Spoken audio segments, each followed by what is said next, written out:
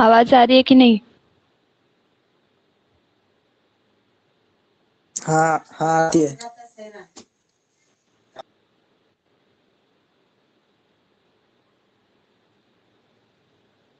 Okay, सो आज हम लोग स्टार्ट करेंगे next protocol which is to phase locking protocol.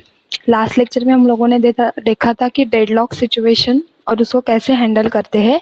Now we are going to start two phase locking protocol. तो deadlock की situation में हम लोगों ने देखा था कि जब मल्टीपल ट्रांजेक्शन्स आते हैं तो हम लोग मल्टीपल ट्रांजेक्शन की वजह से डेटाबेस जो है हैंग हो सकता है या फिर वो क्रैश हो सकता है। तो उसको ओवरकम करने के लिए या फिर ऐसे प्रॉब्लम ना क्रिएट हो उसके लिए हम लोग to phase locking protocol use करते हैं। तो टू फेज लॉकिंग प्रोटोकॉल में नाम में ही समझ में आ रहा है कि इसके अंदर दो फेज रहेंगे। ओके, तो टू फेज लॉकिंग प्रोटोकॉल, तो लॉकिंग प्रोटोकॉल मतलब कि आप जो ट्रांजेक्शन कर रहे हो वो ट्रांजेक्शन को लॉक करना, और वो दो फेजेस में होता है। तो इसके अंदर फर्स्ट फेज रहता है growing phase and second phase रहता है श्रिंकिंग फेज। तो इसके अंदर रहते हैं दो phase, growing phase and shrinking phase. तो टू फेज लॉकिंग प्रोटोकॉल में आप लोग क्या सीखते हैं कि आप लोगों को जब ट्रांजेक्शन करना है तो ट्रांजेक्शन में लॉक कर सकते हैं, और जब का ट्रांजेक्शन खत्म हो जाएगा तो आप उसको अनलॉक कर सकते हैं।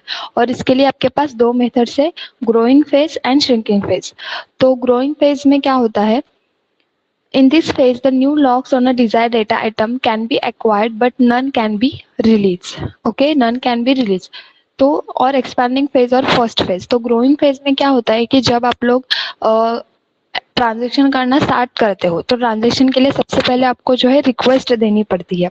तो ये जो आपको डायग्राम दिख रहा है यहाँ पे, तो ये जो हम लोग ग्राफ बनाते हैं या फिर जो हम लोग ग्राफ जो लाइन पे बनाते हैं, वो अगर आपका ट्रांजेक्शन है तो जब आपका ट्रांजेक्शन स्टार्ट होता है तो आपको जितने लोगों को रिक्वेस्ट देना है या फिर जितने लोगों के साथ ट्रांजेक्शन करना है उन सब ट्रांजेक्शन के जो भी अकाउंट्स रहेंगे उनको लॉक करना है। तो लॉक करने के लिए आपके पास दो ऑप्शन है, आप लोग उसको एक्सक्लूसिव लॉक लगा सकते हैं या फिर शेयर लॉक लगा सकते हैं।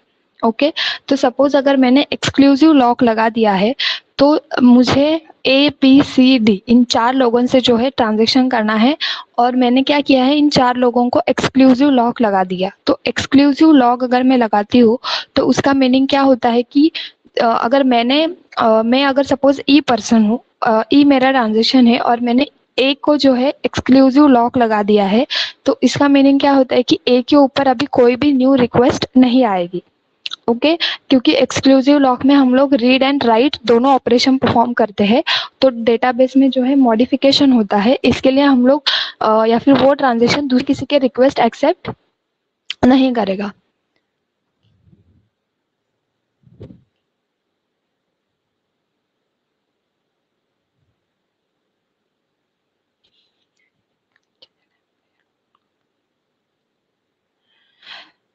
तो वो क्या होता है कि ट्रांजेक्शन जो है, रिक्वेस्ट जो है ट्रांजेक्शन की वो एक्सेप्ट नहीं करता है। तो ग्रोइंग फेज में आप लोगों को क्या करना है कि मल्टीपल जो है सॉरी ग्रोइंग फेज में आप लोग क्या करोगे, मल्टीपल ट्रांजेक्शन जब आप लोगों को करने हैं तो मल्टीपल ट्रांजेक्शन के टाइम पे आप लोगों को एक्सक्लूसिव लॉक लगाना है। बिकॉज एक्सक्लूसिव लॉक लगाने से क्या होता है, दूसरे कोई भी जो रिक्वेस्ट है वो एक्सेप्ट नहीं होती है। देन इसके अंदर क्या होता है कि जब आप लोग ग्रोइंग फेज जब आप लोग जनरेट करोगे या फिर ग्रोइंग फेज आपका चालू होगा तो आप लोग अलग अलग लॉक्स को, कोई भी ट्रांजेक्शन को अलग अलग लॉक लगा सकते हो। तो जब मैं एक्सक्लूसिव लॉक लगाऊंगी तो उसके ऊपर कोई भी न्यू रिक्वेस्ट नहीं आएगी। तो मेरे पास ऑप्शन है कि मैं कितने भी लोगों को वो जो है लॉक लगा सकती हूँ। तो जब मैं लॉक लगाती हूँ तो वो जो मेरा फेज है वो ऐसे ग्राफ जो है वो ऊपर चला जाता है। तो आप लोग इसमें देख सकते हैं, तो ये इस तरह से जो है ग्राफ जो है मेरा ऊपर जाता है। ओके, तो इस तरह से जो है ग्राफ मेरा ऊपर जाता है। ठीक है, कहाँ तक, यहाँ तक। तो मैंने टोटल 5 लोगों को जो है एक्सक्लूसिव लॉक लगा दिया। तो एक्सक्लूसिव लॉक लगा दिया इसका मतलब क्या हुआ कि अभी उसके अंदर कोई भी न्यू रिक्वेस्ट नहीं आएगी। देन अभी मेरा ऐसा है कि 5 लोगों को मैंने लॉक लगा दिया, अभी मुझे इसके बाद किसी को भी लॉक नहीं लगाना है और मुझे खाली मेरे ट्रांज़ैक्शन जो है कंप्लीट करने हैं। तो जहाँ तक मैं एक्सक्लूसिव लॉक लगाऊँगी, वहाँ तक मेरा ग्राफ जो है ऊपर जाएगा और उसको ग्रोइंग फेज़ बोलते हैं, क्योंकि मैं ऊपर-ऊपर जा रही हूँ, मैं लोगों को ऐड करते जा रही हूँ, तो वो मेरा ग्रोइंग फेज़ रहता है, ठीक है? और जैसे ही मेरा एक-एक ट्रांज़ैक्शन खत्म हो जाएगा, मतलब मेरा ए के साथ का ट्रांज़ैक्शन खत्म हो गया, बी के साथ का ट्रांज़ैक्शन खत्म हो गया, तो मैं क्या करूँगी, धीरे-धीरे जो है लॉक को रिलीज़ करना स्टार्ट करूँगी, ठीक है? मतलब ए का ट्रांज़ैक्शन हो गया, मैंने उसको रिलीज़ कर दिया, बी के साथ ट्रांज़ैक्शन कंप्लीट हुआ, मैंने उसको रिलीज़ कर दिया, देन सी के लिए ट्रांज़ैक्शन कंप्लीट हुआ, मैंने उसको रिलीज़ कर दिया। तो इस तरह से क्या होता है, ग्रोइंग फेज़ से मैं श्रिंकिंग फेज़ पे आती हूँ। तो टू फेज लॉकिंग प्रोटोकॉल में 2 फेज रहते हैं, growing phase and shrinking phase. Growing phase में क्या रहता है, आप लोग मल्टीपल ट्रांजैक्शन को जो है लॉक लगाते हो और उनके साथ कम्युनिकेशन करते हो या फिर ट्रांजैक्शन करते हो। श्रिंकिंग फेज में आप लोग क्या करोगे, जो लॉक आपने लगाए थे वो लॉक को आप लोग रिलीज करना स्टार्ट करोगे। Okay, that is shrinking phase. Then जब आपका श्रिंकिंग फेज चल रहा है, उस टाइम पे आप लोग कोई भी न्यू लॉक एक्सेप्ट नहीं करोगे। मतलब ऐसे नहीं कि मैंने एक के साथ कम्युनिकेशन करना स्टार्ट किया, मुझे उसको पैसे क्रेडिट करने थे और फिर 5 सेकेंड बाद मेरा रिलीज कर दिया मैंने लॉक, क्योंकि मेरा ट्रांजेक्शन हो गया, तो मैं फिर से उसके साथ कम्युनिकेशन नहीं करूंगी, बिकॉज बाकी लोग भी क्या रहते हैं, क्यू में रहते हैं। तो जब आप लोग श्रिंकिंग फेज में रहते हैं, यानी आप लोग जब लॉक को रिलीज करना स्टार्ट करते हैं, उस टाइम पे आप लोग कोई भी न्यू रिक्वेस्ट नहीं दोगे और ना ही न्यू रिक्वेस्ट को एक्सेप्ट करोगे। ग्रोइंग फेज में आप लोगों के पास ऑप्शन है कि आप लोग मल्टीपल रिक्वेस्ट को एक्सेप्ट करो एंड मल्टीपल रिक्वेस्ट सेंड करो, वो रहता है आपका ग्रोइंग फेज। और जो ग्रोइंग फेज जहाँ पे आपका स्टॉप होता है, जो यहाँ पे आपको दिख रहा है, ये जो पॉइंट है, ये पॉइंट को हम लोग जनरली मेन पॉइंट बोलते हैं या फिर लॉक पॉइंट बोलते हैं, कि लॉक पॉइंट के बाद खाली जो आपने रिक्वेस्ट या फिर जो आपने लॉक लगाए थे वो सारे रिलीज होना स्टार्ट करेंगे। उस टाइम पे आप लोग कोई भी न्यू रिक्वेस्ट एक्सेप्ट नहीं करोगे, दैट इज श्रिंकिंग फेज। तो growing phase and shrinking phase, these are the two phase which we can use और which is the method of the two phase locking protocol। और ये दोनों phase जब आपके properly complete होते हैं तो आपका ट्रांजेक्शन जो है डेडलॉक सिचुएशन में कभी भी नहीं आता है, बिकॉज आप लोग जब श्रिंकिंग फेज में रहते हैं तो आप लोग सिर्फ रिलीज करते हो, यानी ट्रांजेक्शन के लिए कोई भी न्यू रिक्वेस्ट एक्सेप्ट नहीं करते हो। तो टू फेज लॉकिंग प्रोटोकॉल में क्या होता है, तो आप लोगों के पास क्या रहेगा, 2 ऑप्शंस रहेंगे टू फेज लॉकिंग प्रोटोकॉल में, एक रहेगा ग्रोइंग फेज, एक रहेगा श्रिंकिंग फेज। ग्रोइंग फेज में आप लोग लॉक लगा सकते हो, श्रिंकिंग फेज में आप लॉक नहीं लगा सकते, ठीक है? श्रिंकिंग फेज में आप लोगों को लॉक को रिलीज करना है। क्लियर है, समझ में आया? हाँ। Then next is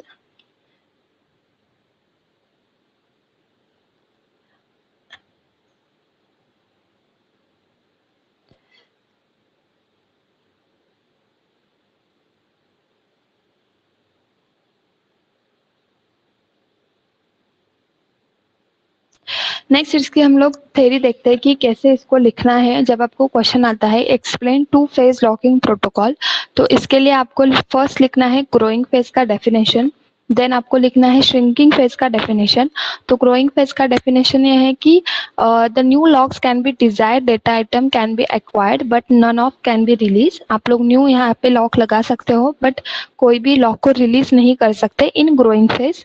shrinking phase का डेफिनेशन है in this lock existing locks can be release but no new lock can be acquired. इसके अंदर आप लोग न्यू लॉक को एक्वायर्ड नहीं कर सकते। देन उसके बाद नेक्स्ट आपको लिखना है the point in the schedule where the transaction acquired its final lock is called the lock point. यानी जब आपको पता चलेगा कि इसके बाद मुझे किसी को रिक्वेस्ट नहीं सेंड करनी है, बस इन 5 लोगों के साथ ही कम्युनिकेट करना है, तो जहाँ पे आप लोग एक्सक्लूसिव लॉक लगाना बंद करोगे वो जो पॉइंट रहेगा उसको लॉक पॉइंट बोलते हैं। Then the transaction can be ordered as per their lock point. This sequence of the transaction is the serializability ordering of the transaction. This protocol assure the serializability. और जैसे मैं हमेशा बोलती हूँ कि जब आप लोग रिक्वेस्ट सेंड करते हो तो जब मल्टीपल रिक्वेस्ट भी अगर आपने सेंड की है फिर भी वो जो सेंडिंग का टाइम रहता है उसमें कुछ ना कुछ सेकंड का डिफरेंस रहता है. तो वो जो सीक्वेंस लगेगा कि कौन सा पहला ट्रांजेक्शन होगा, कौन सा सेकंड होगा, कौन सा थर्ड होगा, ये सारी चीजें डिपेंड ऑन टाइम रहेगी. तो उसको सीरियलाइजेबिलिटी बोलते हैं. यानी उसका एक प्रॉपर स्केड्यूल रहेगा और वो स्केड्यूल के अकॉर्डिंग आपका ट्रांजेक्शन होगा. Then in serializability the main issue is regarding the write operation. The parallel write operation may be create an inconsistency in a database. The parallel read operation do not create any problem. तो जब आप लोग multiple conditions या फिर multiple transaction दे रहे हो तो अगर आपने राइट ऑपरेशन मल्टीपल टाइम्स करना है, मतलब हर एक के अकाउंट से कुछ पैसे क्रेडिट करने हैं, तो उस वक्त आपका जो डेटाबेस है वो इनकंसिस्ट फॉर्मेट में जा सकता है बिकॉज वो पैरेलल ऑपरेशन होते हैं. बट अगर आप लोग रीड ऑपरेशन करोगे मल्टीपल टाइम पे और या फिर मल्टीपल ट्रांजेक्शन पे सेम टाइमिंग पे तो कभी भी उसके अंदर प्रॉब्लम क्रिएट नहीं होता बिकॉज रीड ऑपरेशन में हम लोग सिर्फ डेटाबेस का स्टेटस चेक करते हैं, उसके अंदर कोई भी मॉडिफिकेशन नहीं करते. Then in serial schedule, as the transaction are executed one after other, there is a no risk of the parallel write operation which may lead a inconsistency. क्योंकि हम लोग to phase locking protocol use करते हैं तो इसके वजह से हम लोग एक सीरियलाइजेबिलिटी को फॉलो करते हैं, एक सीक्वेंस को फॉलो करते हैं. तो अगर पैरेलल ऑपरेशन गए भी, मतलब कि पैरेलली रिक्वेस्ट सेंड हो भी गई, फिर भी डेस्टिनेशन तक पहुंचने के लिए कुछ ना कुछ सेकंड का डिफरेंस रहता है. तो इसके लिए कभी भी वहाँ पे प्रॉब्लम जनरेट नहीं होता है. The database transaction can be control in a to phase locking mechanism by applying the exclusive lock. The exclusive lock, that is write lock, is released in a shrinking phase. और आपको compulsory जैसे ही आपका read and write operation and हो जाता है आपको lock को release करना है. आप लोगों को उसको पकड़ के नहीं रखना है कि अभी कंप्लीट हो गया है फिर भी मैं इसको रिलीज नहीं करूंगा. इससे क्या होता है फिर डेडलॉक की सिचुएशन आती है, बहुत सारे लोग क्यू में आ जाते हैं. तो इसके लिए आप जैसे ही आपका ट्रांजेक्शन एंड हो जाता है आपको एक्सक्लूसिव लॉक को रिलीज करना है. Then the database transaction, the two-phase locking protocol, there is a possibility of cascading rollback. This can be avoided using strict two-phase locking protocol or locking in which the transaction must hold all the exclusive lock until the commit and abort. तो आप लोग जब multiple transaction को handle करते हो तो उस वक्त जो है आप लोगों को पॉसिबिलिटी रहती है कि कभी कुछ एरर आ जाए, कभी नेटवर्क का इश्यू आ जाए, तो आप लोगों को रोल बैक करना पड़ता है. तो रोल बैक भी उसी तरह से करोगे जिस तरह से डेटा डिलीट हो गया था या फिर जिस तरह से आपका कम्युनिकेशन स्टॉप हुआ था. सपोज मैं ए के साथ कम्युनिकेट कर रही हूँ और बी के साथ भी कर रही हूँ और बी को अगर कुछ नेटवर्क इश्यू आया और उसके साथ मेरा कम्युनिकेशन स्टॉप हो गया है तो मैंने क्या किया, उसको स्किप किया और सी के साथ कम्युनिकेशन करना स्टार्ट किया. सी का मेरा जो कम्युनिकेशन है वो कंप्लीट हो गया और बी का उसी टाइम पे मुझे रिक्वेस्ट आया, ठीक है. लेकिन तब वो बी की रिक्वेस्ट मेरे लिए न्यू रहेगी बिकॉज उसके लिए जो टाइम दिया था वो चला गया है. तो मैं पहले क्या करूंगी, ए का ट्रांजेक्शन कंप्लीट करूंगी और उसके बाद बी का ट्रांजेक्शन कंप्लीट करूंगी.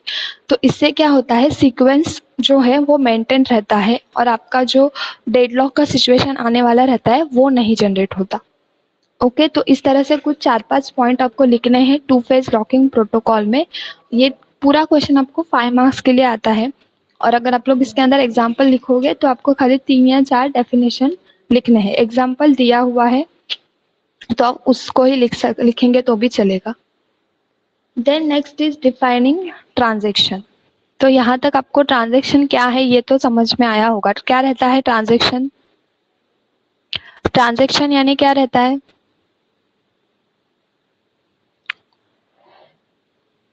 ट्रांजेक्शन का मतलब क्या रहता है? आप लोग तो कुछ बोलोगे नहीं. एनीवेज, ट्रांजेक्शन का मीनिंग होता है the transaction is a series of operation perform as a single logical unit of work on the database management system.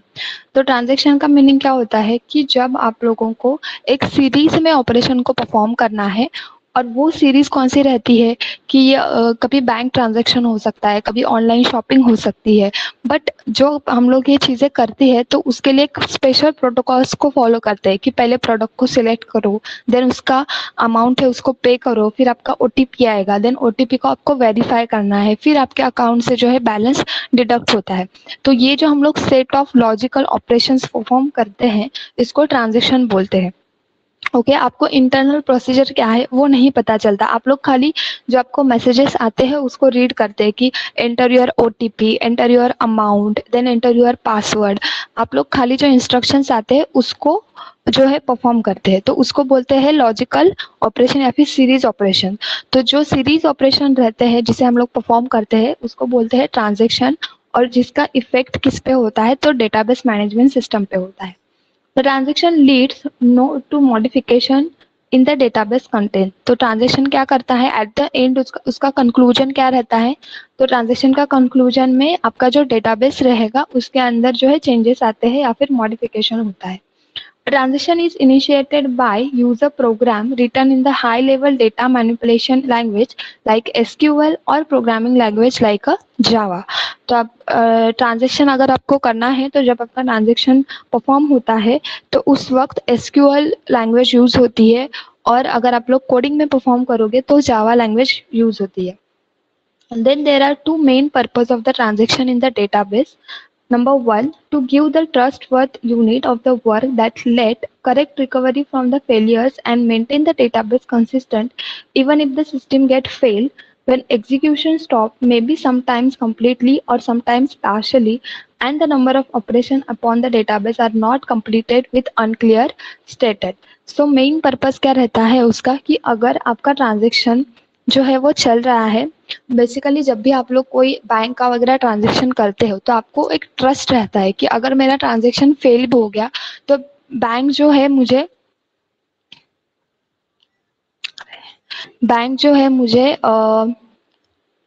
जो मेरे पैसे हैं उसको रिकवर करके दे देंगे।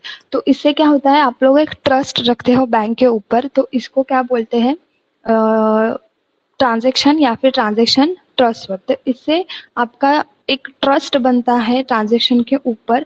और फिर डेटाबेस की रिस्पॉन्सिबिलिटी क्या रहती है कि इन केस अगर आपका ट्रांजेक्शन फेल हो जाता है या फिर इन केस आपका ट्रांजेक्शन कंप्लीट नहीं होता है तो आप लोग क्या कर सकते हो,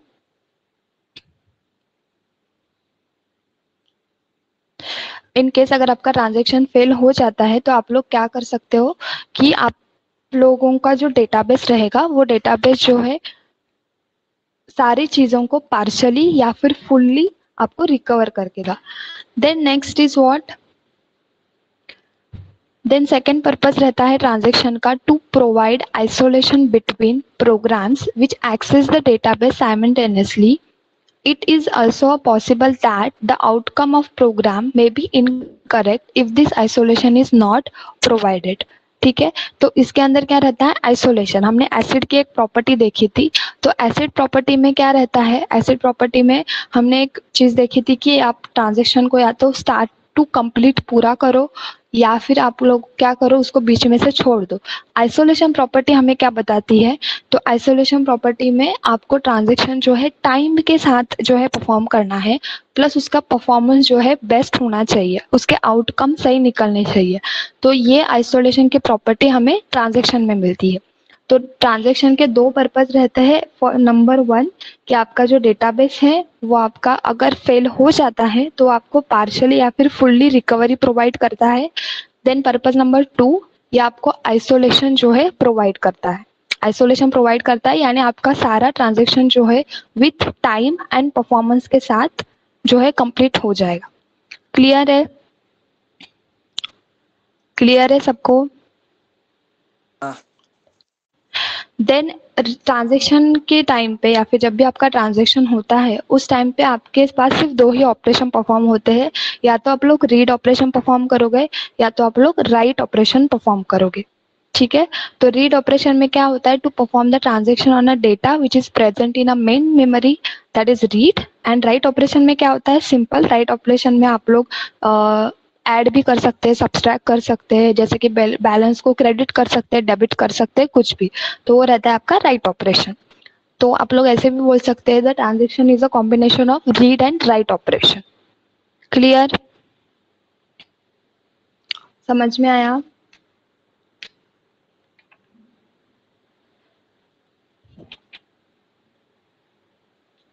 दोनों चीजें क्लियर हुई। टू फेज लॉकिंग प्रोटोकॉल जिसके अंदर आप लोगों को growing phase and shrinking phase करना है। ग्रोइंग फेज में डिजायर डेटा आइटम्स को आप लोग लॉक लगा सकते हो, रिलीज नहीं कर सकते। श्रिंकिंग में आपको लॉक को रिलीज करना है, सिंपल।